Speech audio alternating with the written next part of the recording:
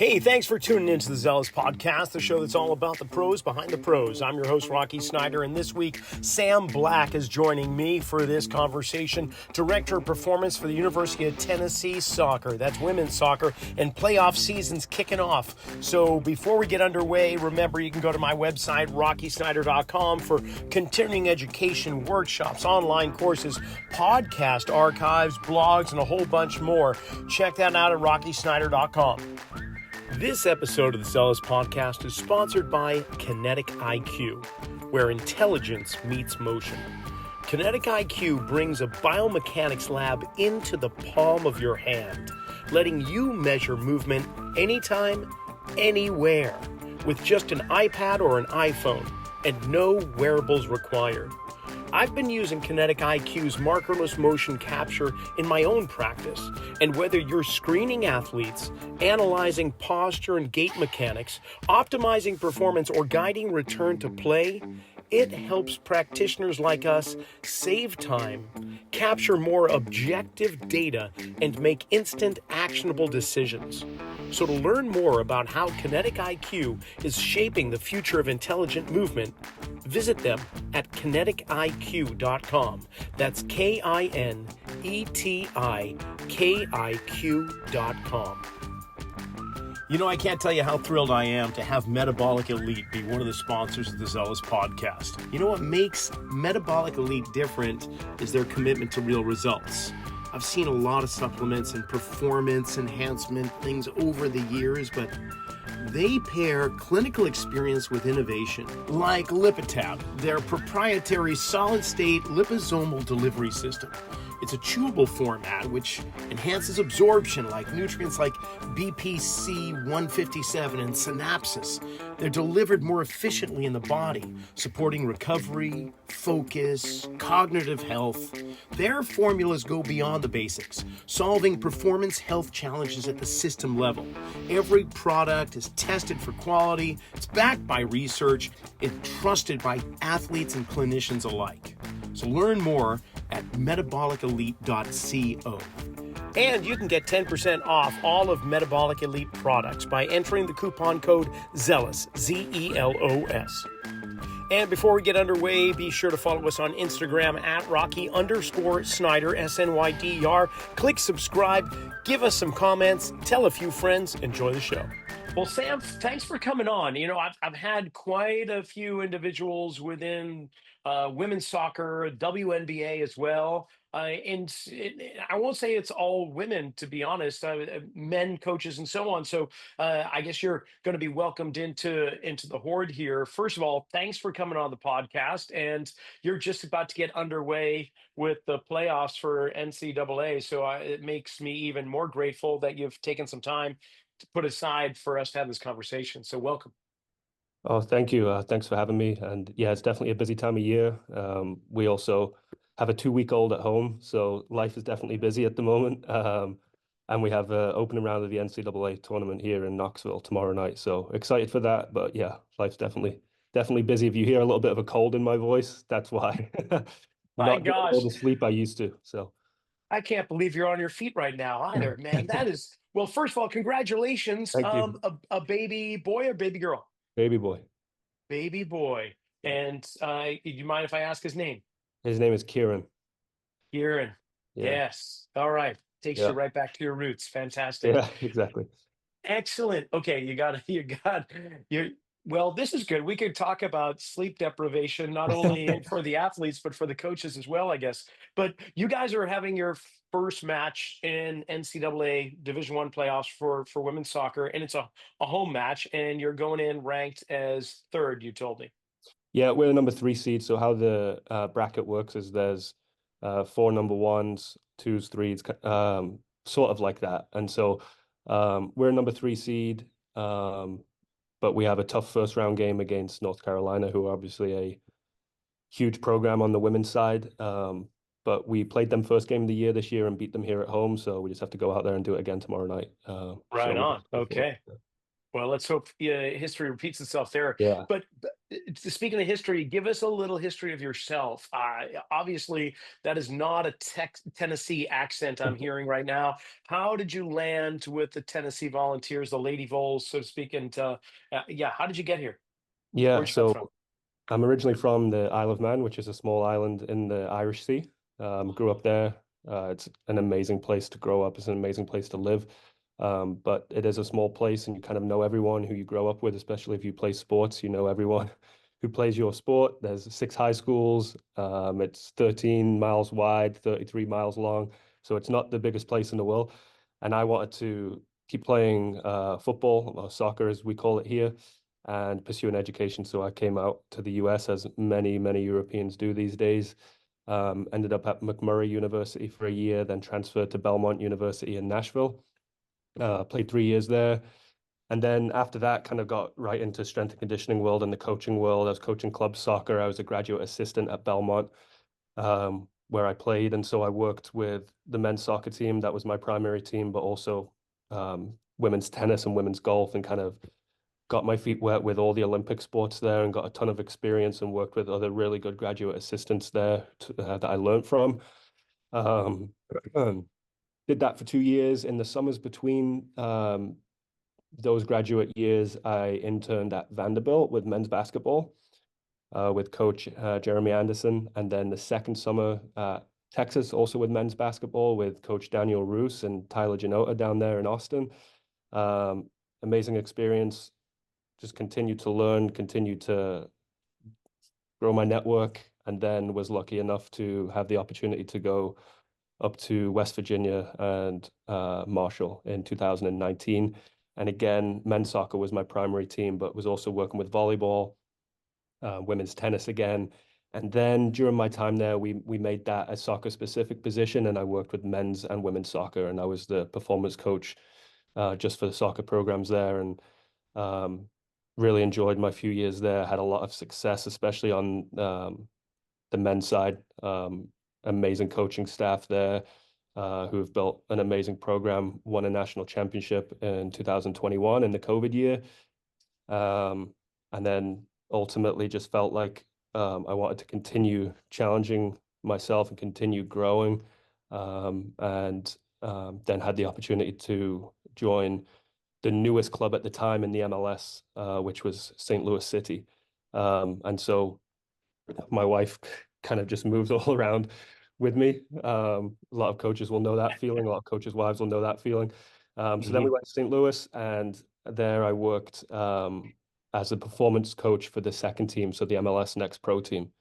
And I absolutely loved that job because it's a development team. So we have a mix of um, younger academy age players, and then older pros who have just come out of college and are trying to chase that first team contract.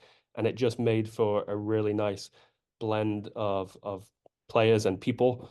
And then, again, a really good coaching staff. And um, I was the performance coach, but also was very kind of active on the field, and with the coaches. And that's something that I tried to always do in my roles at Belmont and at Marshall and then at St. Louis is, well, at that level, you have to be, you're not just the strength coach in the weight room, you're the performance coach. And so you're sitting down with the technical coaches, helping them plan training. You're involved on the field in the warm up and how that warm up links into what the technical coaches are doing in the training session that day. Um, and then had the opportunity after a year or two to join the first team. And so I was a first team performance coach for a year or so. Again, loved that. It was a lot different. And I think ultimately what I learned with that experience is that when you get to that level, as you'll know, you as a performance coach in that kind of environment, you just get a smaller slice of the pie. And so I was responsible for way less than what I used to be responsible for the second team level and at the college level. And so I still loved it. But I just ultimately felt like I wanted to consider getting back into the college game where, don't get me wrong, here at UT, we obviously have unbelievable resources and facilities and a sports science department and an amazing medical department. But as a performance coach, I like doing a little bit of everything that is performance, being a strength coach in the weight room, but being involved on field with movement training there. And then I think most importantly, at the college level, being involved in conversations, in meetings with the technical coaches to make sure we get the periodization and the training load right, to get through what is a crazy college season. So that's how I ended up here. Was super excited to get this opportunity back in the spring. I've been here a few months now, and we have a great staff here and building a really good program. So I'm really excited to be back in Tennessee. Sam, I love that. Honestly, I wish that performance coaches had one foot in the weight room and one foot on Yeah, the pitch more often. But I understand. But it allows for better congruency, better connections. You yeah, start getting a lot of different roles with people filling those roles, and now there's there's a higher potential for disconnect, yeah, for different languages, for different concepts, which could be beneficial in some regards, but I can see it having a drawback in other ways. So yeah, I completely understand your position and how you would really like to be involved, because then what you're doing, like you said it actually better than I could probably ever do it, but what you're doing in the weight room should complement the work that you're doing on the pitch and blend in with the technical aspects and the tacticians, as well as just be able to, well, of course, the weight room. The warm-ups are going to be dictated by your lifts in that regard, but they should also be complementing the skills and drills that you're going to be doing with your athletes on the pitch. exactly. So Yeah. So and that's how we think about periodization as a larger concept for us is just the deliberate organization of training stimulus in order to optimize performance on the field because that's where it matters, but also minimize injury risk. And so whenever we're not thinking about what the girls are doing in the gym and what they're doing on the field as two separate things. It's one thing, it's training. And so, if we're doing a small-sided, what we would call a strength day on the field, an intensive day on the field where the space that they're playing in is restricted, they're playing for short duration, and that we're really pushing intensity on the field. That's a great day for us to lift beforehand, and why? by Why doing do that, you say that? we're organized because by doing that, we're organizing and concentrating is a better word, training stimulus into one day. And so, and also within that, that's not to say that would be the only day that we would lift, but that's a day where we might look to perform lower body movements that maybe require more ankle, knee, and hip flexion, deeper ranges of motion, because we know we're going to be sore from what we do on the field. So why not make our high days high, right? We've all heard that. And so like, let's concentrate that kind of stimulus onto one day. If on the next day, which this doesn't happen in season because we don't have 2 days back to back to train hard, if the next day is what we would call an extensive day, or in the soccer world, maybe an endurance day where the spaces are bigger and we're going to elicit more high speed running, more sprint distance on the field, then that would be a day if we were in the gym that day to maybe do some more posterior chain work, do some more hamstring specific work to prepare us for that. So that's the kind of the way we're thinking about periodization. And then obviously in season, it just becomes about preparing for games, and recovering from one game, preparing for the next one. So Oh man, you're giving me so many things to throw back at you. I love this. So, okay, short-sided games. Mhm, It's primarily explosive, mhm, short durations, turnaround. So we're going to be targeting mainly the ATP PC chain. We'll get into that lactic threshold, but we're going to keep the reps pretty much on the low end, and we're going to yeah. get a little bit more explosive. That's what you're telling me. Is that right? Yeah, I think the way I think about it is there's certain variables that we can manipulate on the field when we play, and one of those is the space that we play in. Another one is the time that we play for, and another one is the volume. How much of that do we do? And so the smaller the space is, and we would say area per player. So if you think about a full-sided game, 11v11, the field's about 110 yards long. So we're talking about an area of 10 by 6 to 11 by 7 per player, right? If we shrink that down to a 3v3 game, now the field is 30 yards long only and, 15 to 20 yards wide. the intensity is now higher because the number of actions that those players perform is way higher because there's only 3 players. So when there's 11 players, a lot of people think, oh, 11v11, it's the most intense form of the game. Well, it isn't, because you may not get the ball for a few minutes, right? That's not to say you're not moving and you're not sprinting and you're not changing direction. But in a 3v3 game, which is pretty much as small as you would ever go, that's as small as a small-sided game would go. That's the most intense form of the game because the density of actions is the highest. And so yeah, that would be the one extreme. And then we think about small-sided games as 3 to 4 to 5v5. And then medium-sided would be 6 to 7 to 8v8. And then 9, 10, and 11v11 would be large-sided games. And then obviously, like, the smaller the game and the more intense, the less we're going to play for. And so we may play a 4v4 game for 2 minutes, and we're asking them to go all out for 2 minutes, and then we're going to have a short rest, and then we're going to do, if it's off season, maybe we're doing 4 sets of 2 minutes, taking a longer break and doing another block of 4 sets of 2 minutes. In season, we very rarely get a day to train like that. But if we do, it's maybe just a short bout of that kind of stuff. But I mean, I think that's one of the mistakes that you can run into is playing those kind of small-sided games for way too long. Like, I don't think you can really overestimate how intense those games are. And you see kids out there at all levels playing 3v3 for 5-6 minutes. Well, after a few minutes, it doesn't look much like soccer anymore. It starts to get ugly. And so I think we're always trying to increase the intensity at which our kids are playing at, right? Like, the game is 90 minutes long. We don't need them to play for more than that. So we're not trying to make them play for longer. We're trying to make them play harder within that time. So small-sided games, medium-sided games, large-sided games, they're all a great way to do that. In my opinion, the best way, better than isolated running. But you just have to be able to manipulate those variables, space and time, to get what you want out of it. Yeah, good. No, it makes complete sense. So on the large side of games, full Mm-hmm. pitch, you Mm-hmm. mentioned you would be focusing mainly on the posterior chain, specifically the hamstring.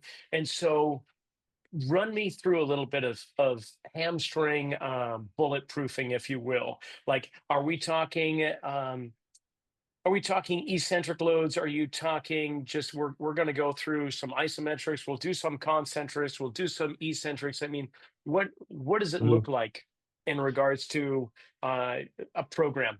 Yeah, I mean, all of the above. Like, I'm not married to any one of those, and I don't dislike any one of those. I think for us in this environment, it depends a lot on the athlete's training age. And a freshman who comes in who hasn't done much strength training before, but as they've just played soccer their whole lives, that's a completely different situation to a senior who's been in the program for 4 years and has had quality strength training the whole time they've been here.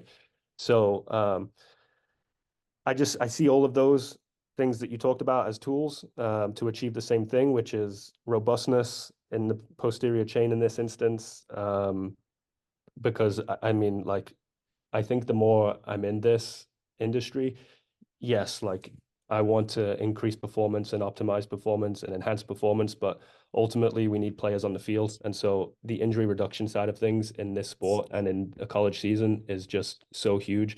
And so how can we create robustness in the lower body for our population? But yeah, specifically posterior chain, because that's typically where we see more soft tissue injuries. And so I would use all of those things. I think, like,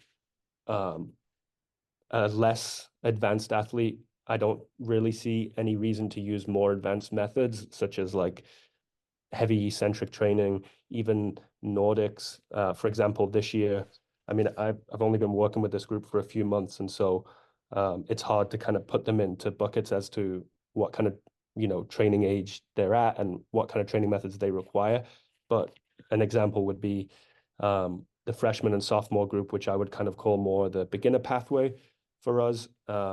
They may just do something more simple, like a stability ball, glute bridge to leg curl. where we are emphasizing the eccentric portion of the movement, but then the older group are doing partner Nordics, which, doesn't get much more intense than that for an eccentric hamstring load. But I think, but then also, I love the RDL as a movement for soccer players, especially females, because I think that we see a lot of them not able to control the pelvis, especially when we're running at speed. And so being able to lock in the pelvis, have a neutral spine, hinge at the hips properly, and then do that under load, I think is super valuable for players in our environment. And so I love that. I like to progress that to a barbell deadlift. And then, yeah, single leg movements as well with dumbbells, with kettlebells. I like all of it. I think, I was reading a post from Mike Boyle recently, and he's been talking a lot about hamstring recently. And he's like, for me, he was one of the first strength coaches who I kind of like hooked onto and read all his books and listened to all his stuff, and like is a huge influence on some of my programming. But then I'm like, he was talking about not doing this for hamstrings, and because it's not the way that it is used in sprinting. But I think that it all has value, right? Like if I have a freshman who needs to gain weight and needs to gain strength, I'm going to put her on the standing hamstring curl machine, and we're going to do high repetitions, and we're going to get some volume in there. So to answer your question, that's a long-winded answer, but all of the above, I like that, all of it. No, that's good. Yeah, and Mike has a way of putting out blanket statements and Yeah, and building controversy around it. I yeah, I totally get it. He exactly. doesn't do parallel squats anymore, back Right. squats, and so on. And there's some credibility to what he's saying, totally. And Yeah, I so along that line too, and I yeah, hear what you're saying, by the way. There's no such thing as a bad exercise. It depends upon the person and why you're doing it. If there's a good exactly. why behind it, great. So Yeah, here's my crux, and you're probably already addressing it in your own fashion. But soccer is multidimensional. It's not a linear. It's not you're running around the track. It's not a 100-yard dash straight on. You're having to juke players at top speed while dribbling a ball and so on. So you're actually not completely in sagittal plane. But yet when we go into the gym, it is so easy to fall prey to only training the hamstrings along the sagittal plane. So I'm just curious, and if you don't, it's no big deal, but I'm wondering, like, when it comes to lunge directions, is there a diagonal? Is there a crossover? Or if you're doing some type of step ups, or if you're doing an RDL single leg, are you driving the torso into different positions to accommodate more practical, like real time scenarios where we're training the nervous system how to decelerate that tissue? What is it like to get those joint capsules into just the position that they'll find themselves in on the pitch? And can we do it in a controlled environment to kind of create a bulletproofing of or resiliency within the tissue and the movement itself? yeah, definitely, we definitely do some of that. Some of the things you mentioned, a lunge complex is kind of a staple in our warm-up routine. Excuse me. So on days where we're not lifting, we'll always do an activation before we go out onto the field. And that's in the gym area. I mean, you could call it a microdose strength training session, but it's not what we call it. And in that, a staple movement of ours is a lunge complex. I start with body weight, holding a dowel, lunging forward, lunging to the side, crossover lunge, and then adding load to that with a med ball and with dumbbells over time. I love the lunge movement and doing it in all planes for sure. Same with step ups. That's something I've added to my programming, is not just stepping up in a linear fashion, doing it sideways, doing it with a crossover step. But I think like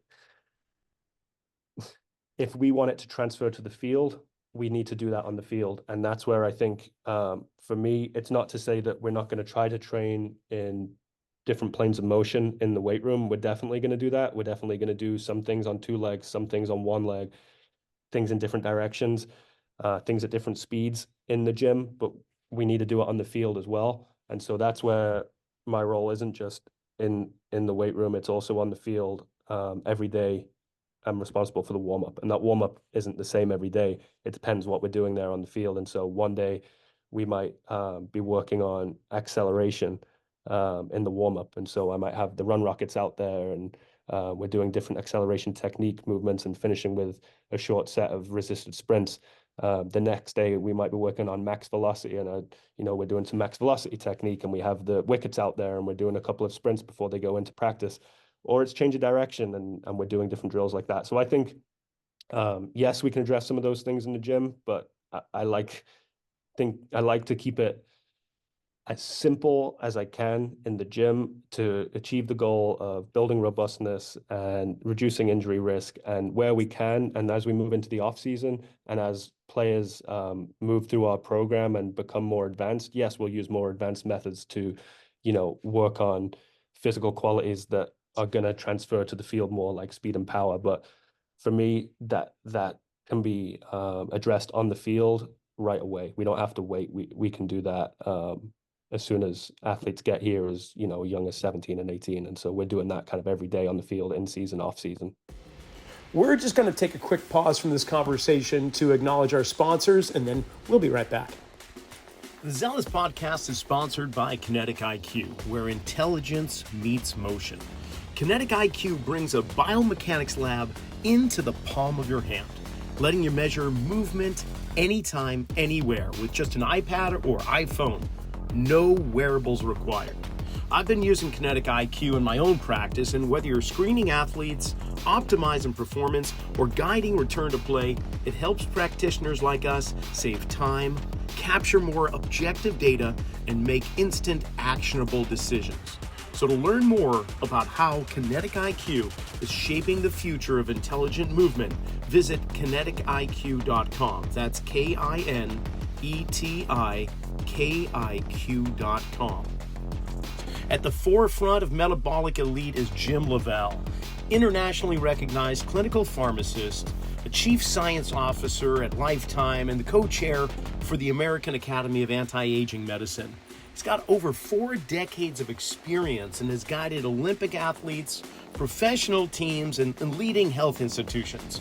You know what makes Metabolic Elite different is their commitment to real results. Like Lipitab, their proprietary solid-state liposomal delivery system. It's a chewable format which enhances absorption, like nutrients like BPC 157 and synapses. They're delivered more efficiently in the body, supporting recovery, focus, cognitive health. Their formulas go beyond the basics, solving performance health challenges at the system level. Every product is tested for quality, it's backed by research, it's trusted by athletes and clinicians alike. And you can get 10% off all of Metabolic Elite products by entering the coupon code ZELOS, ZELOS. Let's talk culture a little bit, because you've had the benefit of yourself competing in men's soccer and coaching and being a performance strength coach on that field. And now you've got your experience as a performance coach with women's soccer. Yeah. Compare and contrast that if you don't mind, the difference between the two and what they have in similarities. Yeah, that's a good question. That's something the girls here asked me constantly since I got here. What's the difference between training men and women? Do you like training us more than you like training the pro guys? And so I think, Yes, yeah, always the question to that, answer the question, yes, of course I do. exactly. Yeah, I think one thing that I noticed daily is that the girls they like, and this isn't different to men, especially at the professional level, but they like to know why they're doing something. And so if I'm asking them to do something in the gym that they haven't done before, an explanation goes a long way to creating buy-in, especially if it's a foreign movement or something that's new for them. They're just super analytical. They're more analytical than men, I would say, especially when I compare it to the men's group that I've had in college before at Marshall and at Belmont. I would think of them as more, they were just soldiers. Like, I say do this, they do it. I say run through that wall, they do it. And the girls here, they would do it, but they would say they want to know why, and they want a bit of an explanation as well. Yeah, I mean, I think ultimately, like, they're high level athletes, and they've been doing this for a long, long time. So there's a lot more similarities than there are differences between the two. Well, I And that's know one, yeah, in regards to gender, well, yeah. if we speak internationally, that's I Okay. think where we're going to have like a. You answered my question perfectly, by the Yeah. way. I loved it, and that's really interesting. Women are a little bit more analytic on the whole, and guys are Yeah. just okay, just tack whatever you want me Yeah. to.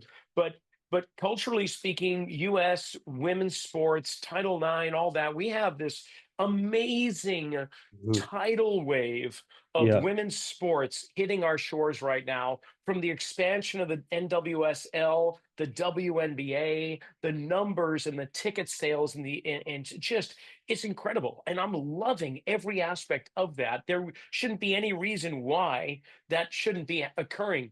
But where you grew up, it was kind of different. The There weren't as many opportunities for girls or young women to participate, or if there were opportunities, you didn't have as many participants, correct?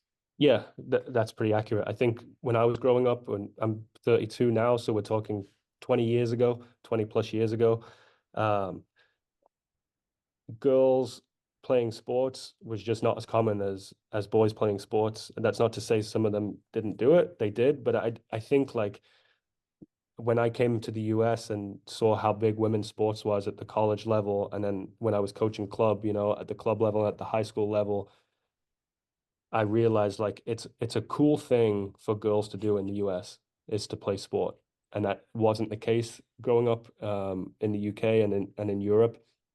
And also the sports are just different. And so my wife played volleyball in college and professionally for a while. And when she first came home with me and she would kind of meet some of my friends from home and their wives and their girlfriends, and they'd be like, she'd tell them that she played volleyball. What's volleyball? Like we played netball. What? And she was like, what's netball? Netball's like basketball without bouncing the ball. And so and field hockey is big in Europe for women, but the sports that are big here, basketball, soccer, not so much, but it's definitely changing, and I've noticed that over the last 10 or 15 years. It's becoming more normal. It's becoming more cool and popular to play those sports as a female in the UK and in Europe. And I think the success of England women's national team has helped that. They've been good in the past few major tournaments, and so that's always going to help. So it's becoming more normal, but yeah, definitely like even now trying to explain to family and friends at home how big college sports is here is just it's really difficult to do. I'll go to a women's basketball game or even like, Tennessee football game and take a video and they'll be like, so what team is that? It's like that's Tennessee, University of Tennessee. And that's just hard for people to comprehend because college sports is just, you know, off the chain and not really comparable to anything else anywhere in the world. No, because you've got academies, right? Yeah, And it's outside of the exactly. school. In fact, if you Exactly. did play at a university in the UK, it's almost like intramurals. Like It why is, yeah. why would you even do that? I mean, I guess you weren't good enough to go to the academy, so now you're playing for the university. So I can see the confusion there for sure. Yeah, it's more of a social thing. Playing sports in university in England for the most part is more of a social. Like it's, captain picks the team and go out for 10 or so beers after training and after the game. So, and that's where you're right. Like the pathway to pro in England, for example, is just different. It's you're in an academy, and then if you're offered a contract, you're a professional. If you're not, then you're done and you go to college, you go to university, and that's it. Whereas here, like the pathway to pro is through college for a lot of sports, and that's obviously changing as sports become bigger and soccer, the academy world is growing here, but still, I think Yeah, I see in probably 10 or 15 years it's going to be just like the yeah, UK, yeah, where D1 soccer is not going to be the same as academy soccer, whether it's yeah, New York Red Bulls or DC United, San Jose Earthquakes. They're all got their academies that they're setting up. And now we've got NWSL where as that money flows in, they'll probably be doing the same and not too far behind them. yeah. Okay, Sam, how about this? You have been training your athletes through the season to make it to the tournament. Hmm. and you've been doing specific programming to get to the goal. So to the goal wasn't the season so much as it was to qualify for the tournament. And now the tournament's about to begin. How is it that you need to change your programming in terms of in the weight room and maybe on the pitch as well? But now that you're there, what's it going to look like? Yeah, I think I mean, just to kind of give you a little bit of a background of what in-site training looks like in the gym for us, what's the strength training side of things. We're typically going to play 2 games a week, 1 game a week sometimes. Um, but typically, like we have like a 2 to 3 to 4 day turnaround between games. And so, Wednesday, Saturday, kind of Wednesday, Saturday is yeah, usually your Thursday, Thursday, Sunday, or Sunday. Yeah. Friday to Sunday, or Sunday to Thursday, that kind of thing is usually what we're working on. So But a then match day minus NCAA, two and match day plus two. And exactly. NCAA have expanded the length of the college season to allow for more 1 game weeks, which obviously helps a lot, and it means you can train more and recover more between games. But yeah, there's definitely match congestion. It's a very concentrated season, but we will. If a typical week for us would be playing on a Thursday and playing on a Sunday, and so we will have been off on the Monday because we would have played on the previous Sunday, and then on Tuesday we'll lift, and everyone will lift. It's match day plus 2 for those players who played on Sunday, but we've got to get it in at some point, and so that's the day we're going to do it. Um, Obviously, like it's lower body focused because that's what they're using around the field, but it's full body training stimulus. And then we'll play on the Thursday, and then we'll be back in the gym on the Friday. Now, if you're a high minute player, that lift is going to look way different to if you're a low minute player. If you're a low minute player, it's a second lift. If you're a high minute player, there's recovery modalities involved in that. Are we loading them in some movements? Yes, but it's not the same as the low minute players, just because we can't continue to add stress if they've already playing 2 games and training throughout that week. If we're lucky enough to have a 1 game week, then everyone would have 2 real strength training sessions within that week. And so that's kind of the in-season training period for us. Now we're in the postseason. Um, it's it's much the same. I would just say that like where we really um, change and begin to taper is on the field. In the gym, in season, we're not kind of like we're not pushing and pushing and pushing and increasing volume and intensity throughout the year. We're trying to maintain qualities that we've hopefully built in the off season and in the preseason anyway. So that's kind of more constant. But on the field at this time of year, over the last couple of weeks, we begin to really just make sure that um, the the heavy stimulus is coming from games. We're not gaining fitness. We're not gaining conditioning on the field um, at this time of year so, of training. The players are going to get the conditioning stimulus from the games. Um, and so low minute players will run top up sessions for sure, match day plus 1. But we're not really finding any training sessions in the week where we're pushing the team as a whole, because at this point in the season, we can look at metrics like our counter movement jump that we perform weekly, or I can look at their GPS metrics to see that nobody is trending up at this time of year. Hopefully, we're maintaining where we were, and we're just trying to keep them there as long as we can throughout the postseason. yeah, I could see increasing your regen programs Yeah. and just keeping the lifts at a moderate intensity level, like you say, trying to just maintain. But honestly, you've been through the entire season. This is the Hmm. time where restorative practice could really come into play to Yeah. maintain strength, speed, coordination, and so on.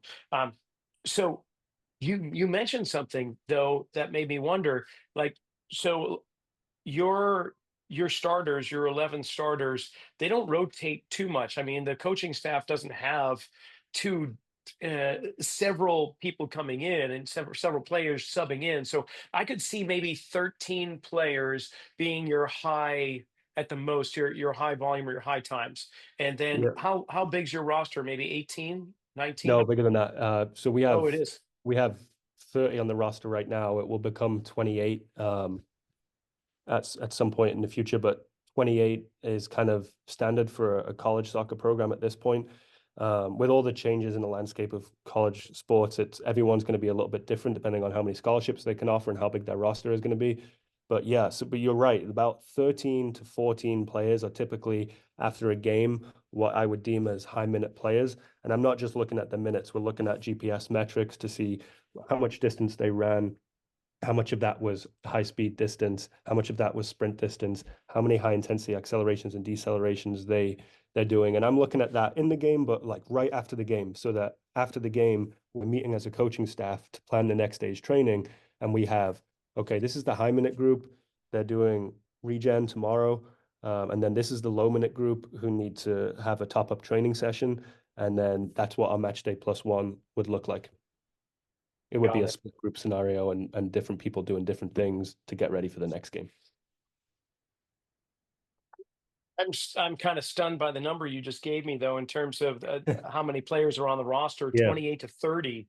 Is that because many of them are redshirted and they're on the squad, but they're playing with the team, but they're actually not competing until next year or whatever? I mean, how does that? Yeah. I'm just curious. Some will, like usually like a handful will redshirt coming in as a freshman. So they'll save that year of eligibility. So they'll be here for 5 years and push that year back. But also I think it's just the nature of the college game and the substitution rules. So obviously in professional football around the world, it used to be, well, back in the day, it was no substitutions, then it was 3, and now it's 5. But in the college game, I think the limit might be 18 or 20. But Substitutions?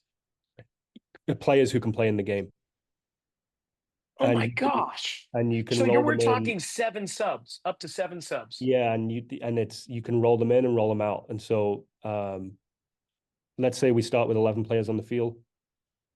You can sub in the first half. They come out, players go in. You get no re-entry in the first half of the game. But in the But you second can half, re-enter in the second. you can re-enter in the second half. And then in the second half of the game, you get a re-entry. So you can go in, come back out, go back in again in the second half. And Oh, so because that of that, changes the strategy completely. exactly. And it changes the intensity of the game as well, right? Because like So literally much higher. if we're trying to, for example, we're trying to press from the front with our forward players are trying to press the opposition back line. As soon as one of our players isn't able to do that at the intensity we want them to, we have the ability to take them out and put someone else in who can do it, even if it's for 5 or 10 minutes to get the other player a rest and then get them back in. And so because another team is doing that, we need to do that as well. And I think it also depends on how coaches want to build their roster with the scholarships that they have available. They could choose to put their money into a certain amount of players, or they could choose to split that. And now we're moving into a world where certain schools have more scholarships than others. And so it all kind of depends what the coach's method is. But yeah, it's not as simple as 11 players playing and a couple of subs going in. And so I that's why had it no takes a little idea. bit more analysis on the back end to say not only who's played how many minutes, but how intense were those minutes, because you could play 20 minutes at a super high intensity, and that's going to elicit more of a physical load than possibly someone who played more minutes but didn't do as much in the game. So Sounds like the rugby sevens almost. That yeah, sounds yeah, so, I mean, honestly, that sounds more exciting to me yeah, because it just brings up the speed of the game, the intensity of the game. I had yeah, no idea that you could restart. That's or re-enter. That is yeah. so so that in itself completely changes, and not completely, but it definitely has a massive effect on what you're looking at GPS and Hmm. and how you're programming it. Kind of like what you just said, really. I guess I'm just repeating you.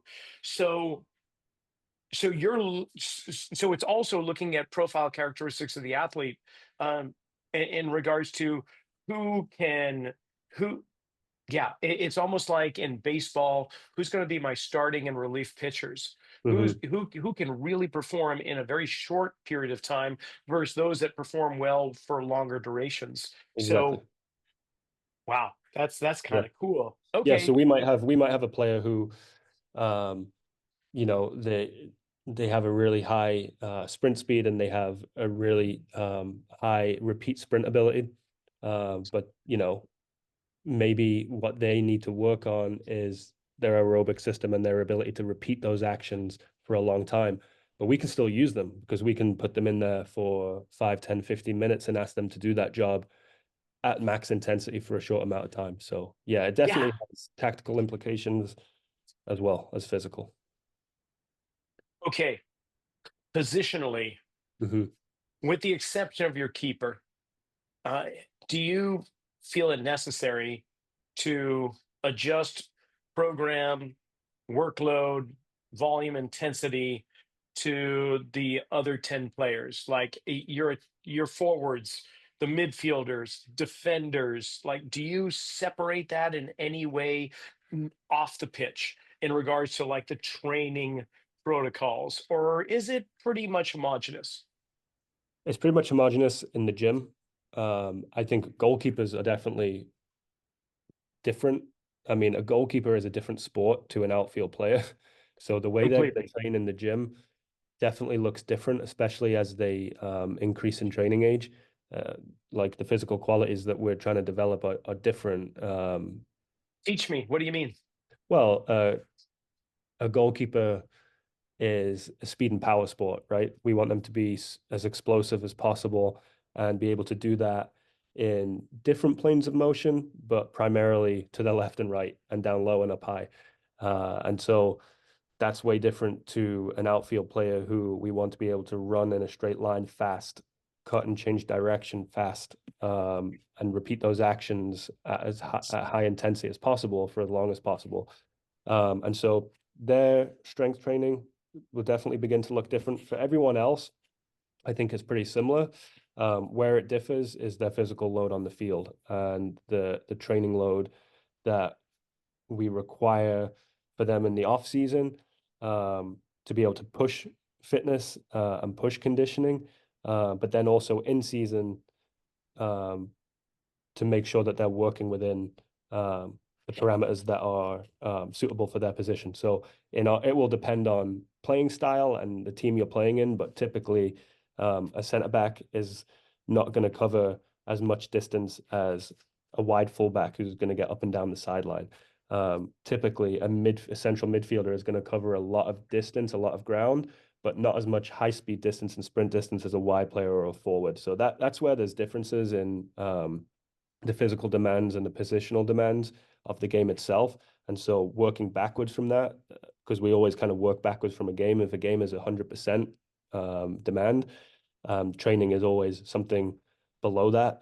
And so it's not just 100% is the same for everyone across the board, right? 100% for our fullback is different to what is 100% for our central midfielder.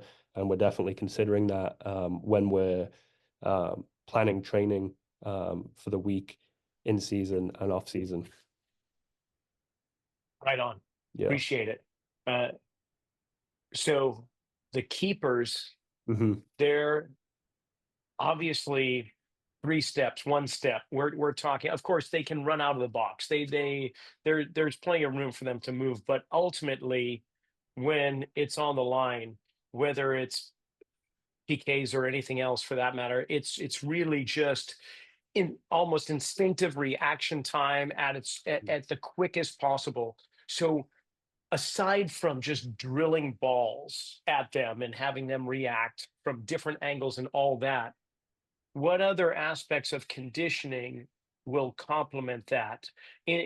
Specifically in the weight room, if you're doing anything with them, do you have some kind of neuro drills, reaction drills, or you just leave that to the pitch and we're just going to focus on fundamental strength and mobility? Yeah, I think a lot of um, the reactive drills are going to be the responsibility of the goalkeeper coach. Now, we work closely together as I do with all the technical coaches to, have an open dialogue about what that training looks like and how it complements what we're doing in the gym and off the field.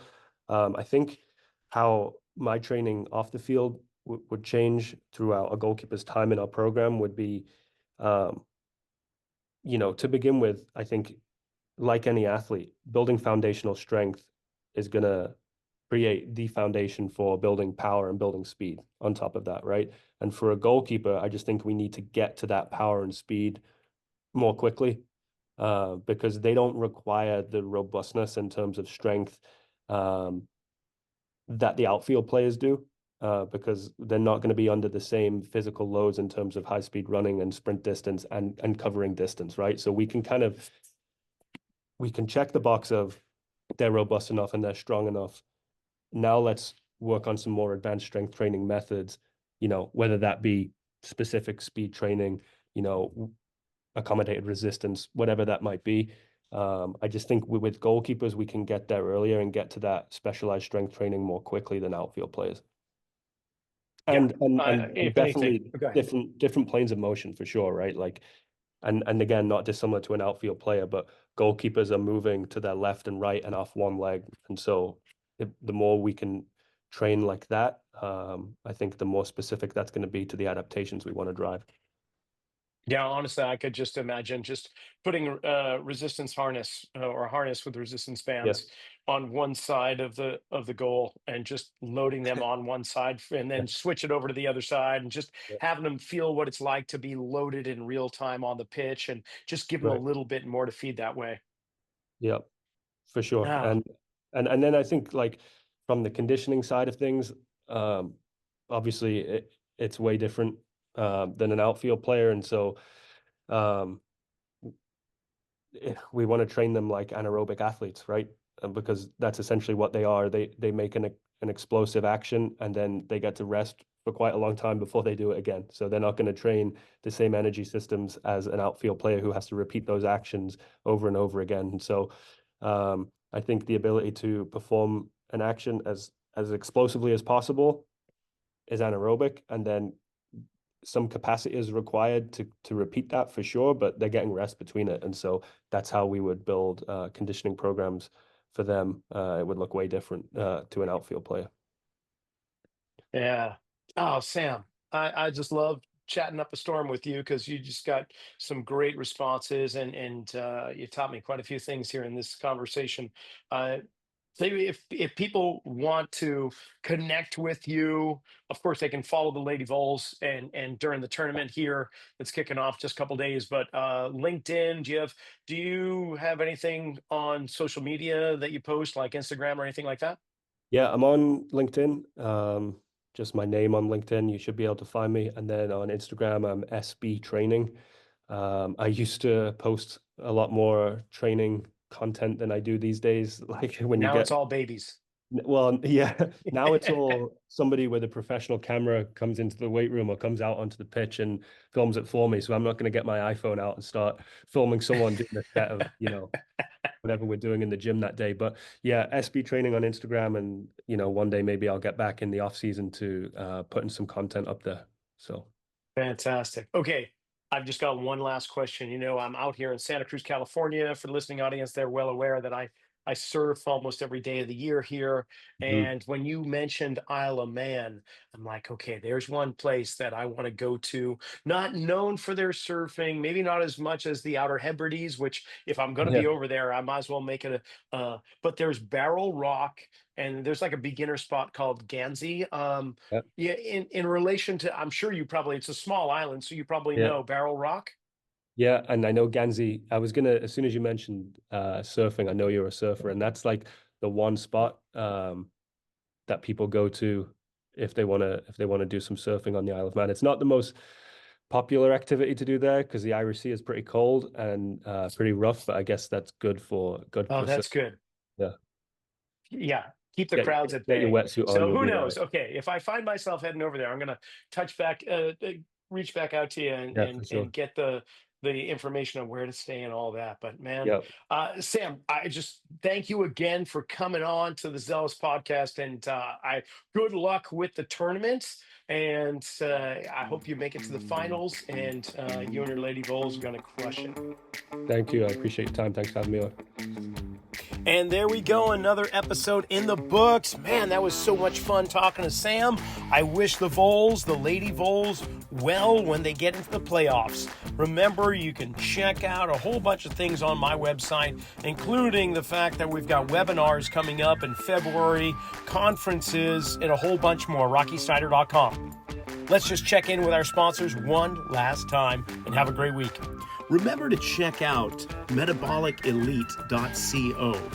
Check out all the products they have on their website. Synapsin Pro is something I've been using to help stay focused without having to over-caffeinate myself. It keeps me in the zone so I can just really hone in on the things I need to achieve without feeling like, man, I gotta reach for an energy drink every 5 minutes. Metabolicelite.co. And don't forget, Kinetic IQ. They've got markerless motion capture for morons like me. I can use their product with my iPhone or my iPad. I can look at posture analysis, movement analysis of any exercise, gait analysis. It gives me everything I could possibly want when tracking people's movements. So, check out kineticiq.com.